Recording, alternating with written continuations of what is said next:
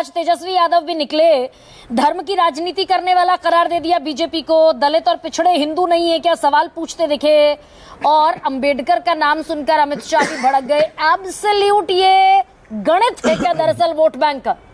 किसी को लेना देना नहीं अंबेडकर से, दलितों से। क्या एजुकेशन रेट है, क्या हेल्थ रेट है?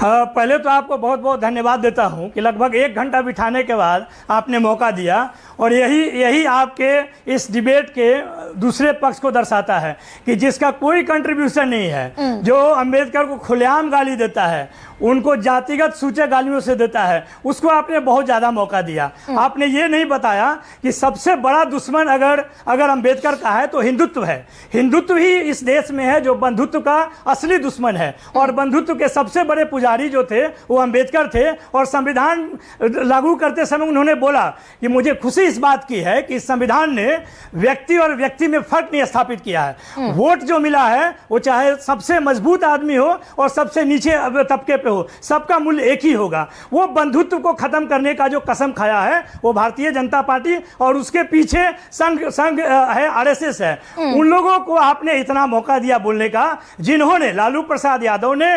उस सामाजिक चेतना को जगाया जिसमें कि लोगों को आवाज मिली, जो सदियों से बैठते नहीं थे खाट के सामने और कुर्सी के सामने, उनको बैठने ही नहीं दिया बल्कि मंच पे लाया। और हिंदुत्व की पॉलिटिक्स करने वाले लोगों के साथ बार बार जाकर नीतीश कुमार खड़े हो जाते हैं, और फिर जब चाहें तब आपके भी दरवाजे उनके लिए खुल जाते हैं।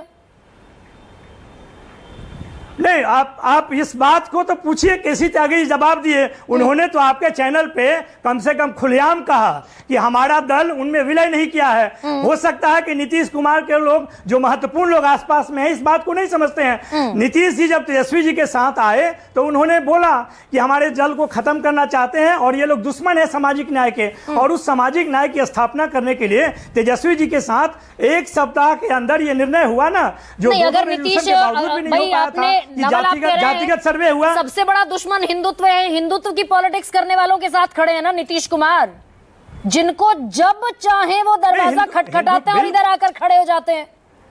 नहीं, बट यही कारण है कि नीतीश जी ने खुद अपने मुख से जो बात कही थी कि संघ में नहीं जाएंगे, मिट्टी में मिल जाएंगे, तो आज जो मिट्टी में मिल रहे हैं उसका कारण ही वही है। उन्होंने जो काम किया था अपने सामाजिक पृष्ठभूमि के आधार पर काम किया था।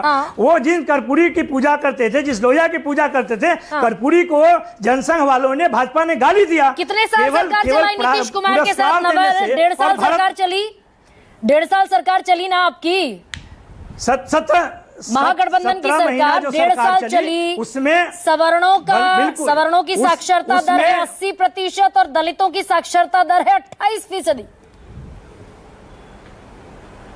क्या आपकी अचीवमेंट है? जहां पे साक्षरता और शिक्षा, आप सुनिए तो पहले जो लोग आप सवाल पूछना चाहिए था सही व्यक्ति से कि जो न्यू एजुकेशन पॉलिसी, जिसका मतलब नो एजुकेशन पॉलिसी है, जिसमें शिक्षा ही खत्म करना चाहता है। प्रधानमंत्री जो योजना लाते हैं, विश्वकर्मा योजना में कहते हैं कि जो जिस जाति का काम है वही काम करेगा तभी उसको अनुदान मिलेगा। तो लोहार है, लोहा का काम करेगा तो लोहार सोना का काम नहीं कर सकता है। लोहार, सुनिए पहले, कांग्रेस ज्यादा बड़ी विरोधी है अम्बेडकर की, जिनके साथ आप खड़े या बीजेपी,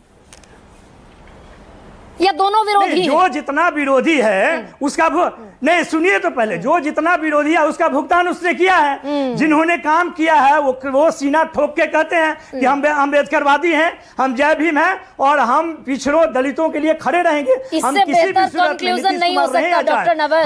हम 50 आपने दिया ना, जिस नोट पर आपने कंक्लूड किया है, इससे बेहतर कंक्लूजन नहीं हो सकता।